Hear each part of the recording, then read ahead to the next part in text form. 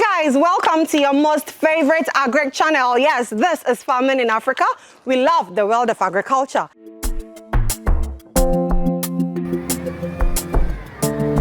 Do you know that not every land is viable for livestock farming?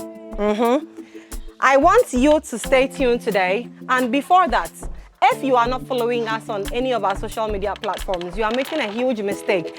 With the content and the areas we cover in the world of agriculture and bring to you, if you are not following, you are really missing out. So I need you to do that quickly for me. Subscribe to our YouTube channel.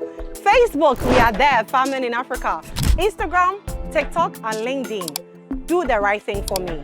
But today, we are going to look into the critical areas you need to consider before settling on a piece of land for your livestock agribusiness, okay? And I know that the person going to do this education with me today, you've missed him. So hey, come on, let's go meet him.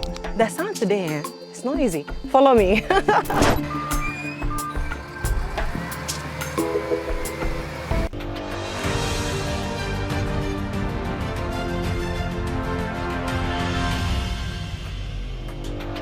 Hi, Godfred. Hello, nice to meet you. Nice to meet you too. You're welcome. Thank you. See, Right. my audience, everybody says they've missed you. Oh, You've been away for a long time. also, yeah. Where have you been?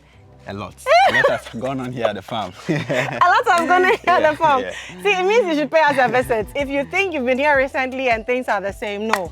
This place, the only constant thing is change, right? Yes. A lot is going on.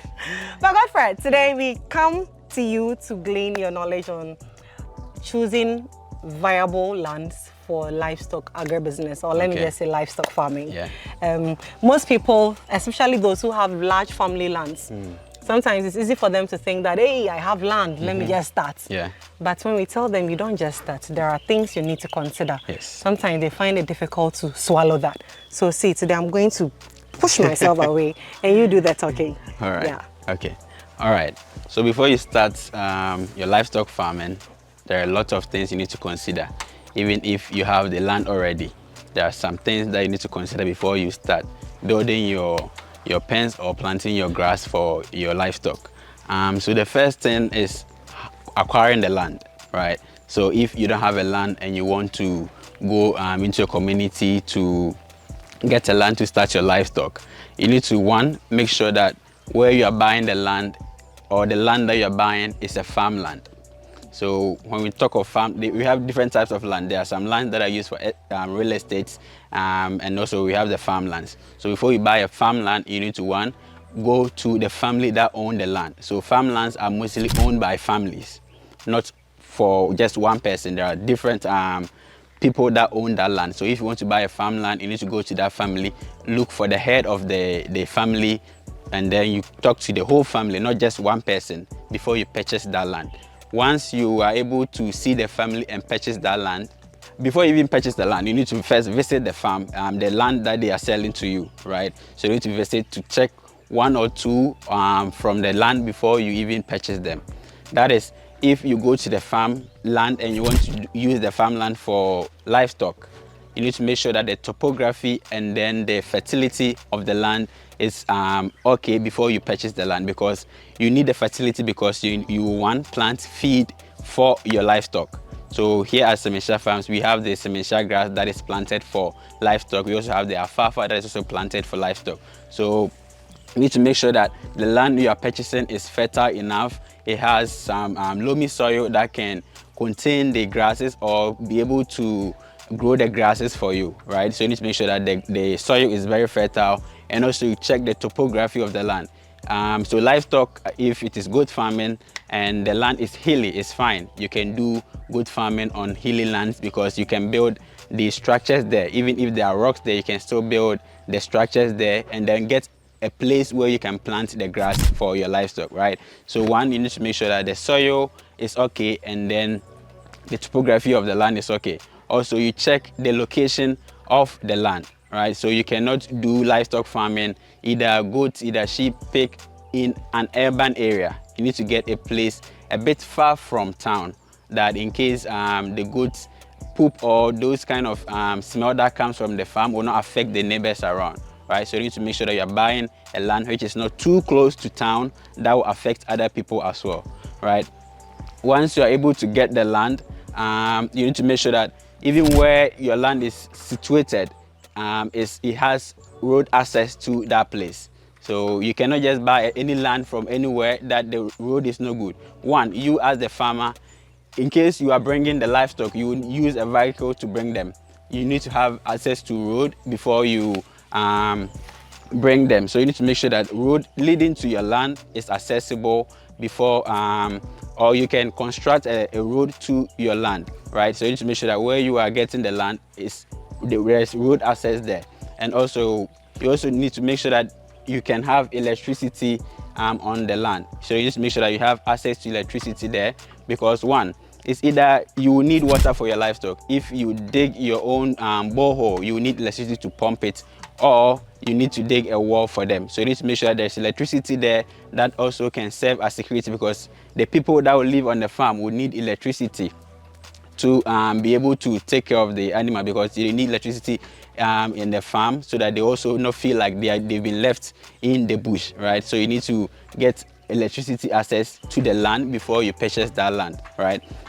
And also you need to make sure that the regulations around that land is okay. So if I talk of regulations, it means you need to make sure, one, if in case you've been able to even purchase the land from the right owners in that town, you need to do your research on if the land there accepts the livestock that you're doing. If it is goats, you all remember our issue from Brekum, right? So you need to do your research to be able to know that where the livestock that you want to do on that land is acceptable in the community, right? So you need to make sure that you do your research. Ask the people that have stayed there for a very long time. Then they will be able to give you an advice on if the land that you are purchasing to do your livestock accept the livestock that you are doing. Let's take a quick pause to subscribe to the Farming in Africa YouTube channel if you haven't done so. And I really believe you are following us on our Facebook platform as well, on LinkedIn, on TikTok, and on Instagram. If you do that, it would help us to reach many more people with similar interests like yours. Please enjoy the rest of this very educative discussion. You see why I said we've missed you, such wealth of knowledge and information.